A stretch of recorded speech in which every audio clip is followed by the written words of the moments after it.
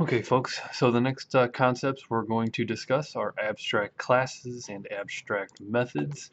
Um, in our previous example, we were working with animal class, a dog class, and a cat class.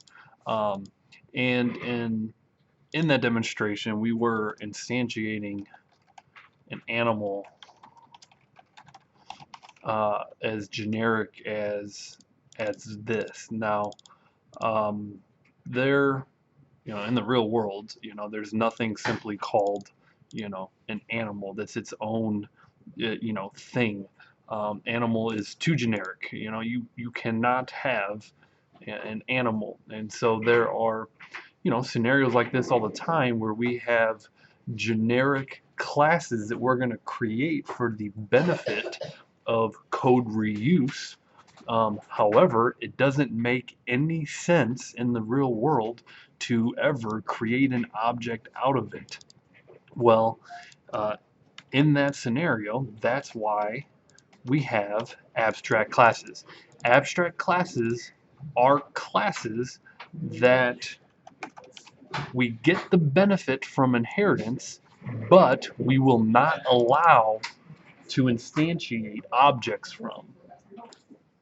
So you might be wondering, how do I create an abstract class? Because clearly this is working. There's no problems here. So how can I make animal an abstract class so that we will not be allowed to instantiate from it, but we can get all the benefits of inheritance? It must be very difficult. It must be very hard to do something like, no, it's not. Okay, abstract.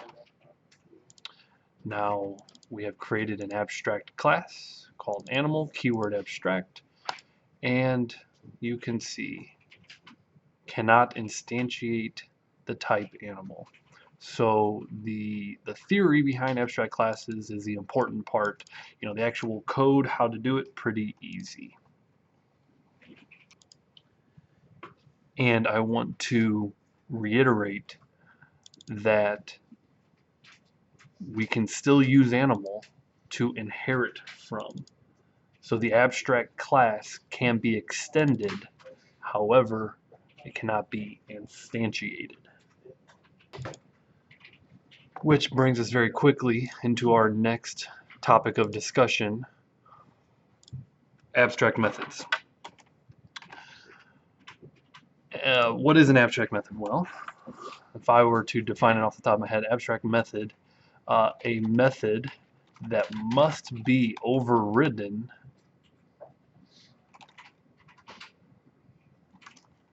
got that backwards. A method that must be overridden in a child class.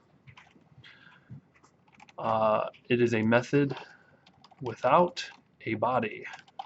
So it's a method that, for example, animal. If we wanted to make sure that all animals must speak, okay. So if you inherit from animal, every child class from animal must override the speak method. You're going to force a behavior in the child classes.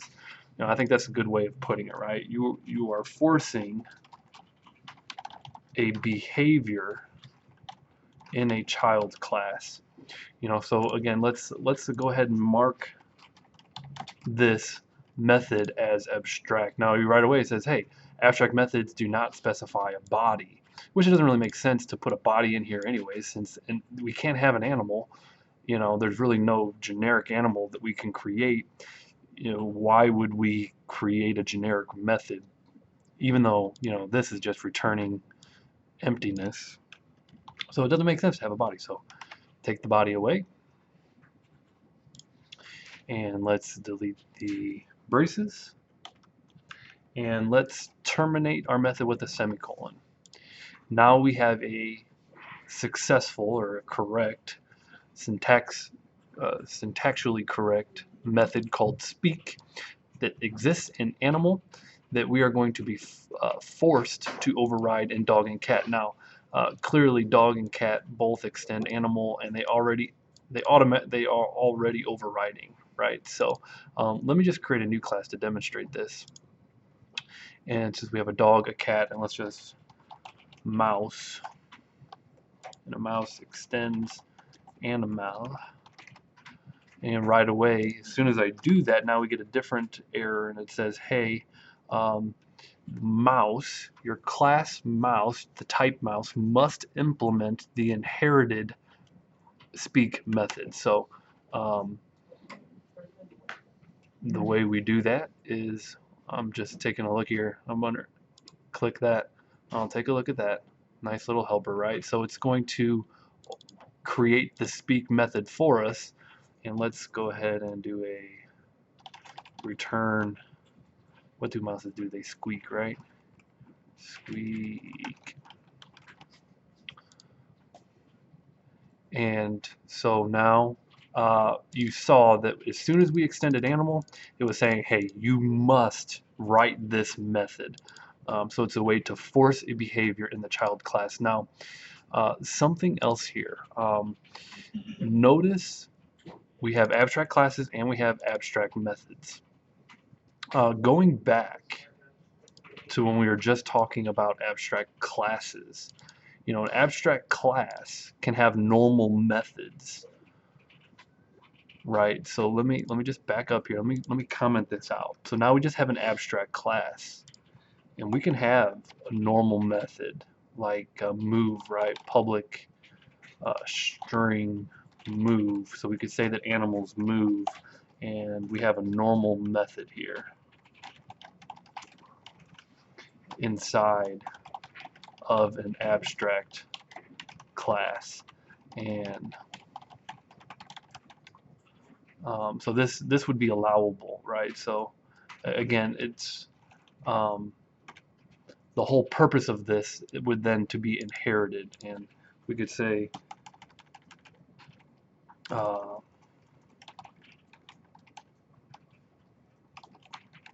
animal shuffles around. I have to return this. I keep doing that wrong. Return. Okay, so this is allowable, right? So you can't create an instance from animal. That's the purpose behind why it's abstract. However, its children will inherit the move method, and you could call it if you didn't override it. So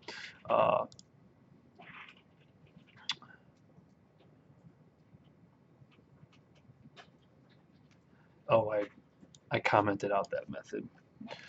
So, you know, mouse is an animal, and animal has this move method. So if I went ahead and created a mouse, this was just back in abstract classes, right? Mouse, M1 is new mouse. I just want to demonstrate that this is very, you know, this is acceptable, right? So this is a regular method inside of the animal class. It's being inherited by mouse. This method is being inherited by mouse. So I demonstrate this, and you can see the animal shuffles around, which is coming from here. However, now to go back to abstract methods, if we declare a method as abstract, now we declare this move method as abstract. Remember, there's no body, and it has to end in a semicolon. Right away, these are going to bark at us. Bark, dog, get it? The compiler's going to error out, and we're going to have to implement that method. No problem there. But what I wanted to show you is the opposite is not true. If we have an abstract method, it says here, an abstract method can only be defined by an abstract class. Okay, so you can have a regular class, excuse me, you can have an abstract class with regular methods, but if you have an abstract method, it must be in an abstract class. Okay, if you have one abstract method, it must be an abstract class. If you don't, it will be a compiler error. Okay, and now we can see that we must add move to all of our children classes that inherit from animal. So we use our nice little helpers inside of Eclipse, and we can define how a dog moves differently from a cat, and which would move differently from a mouse.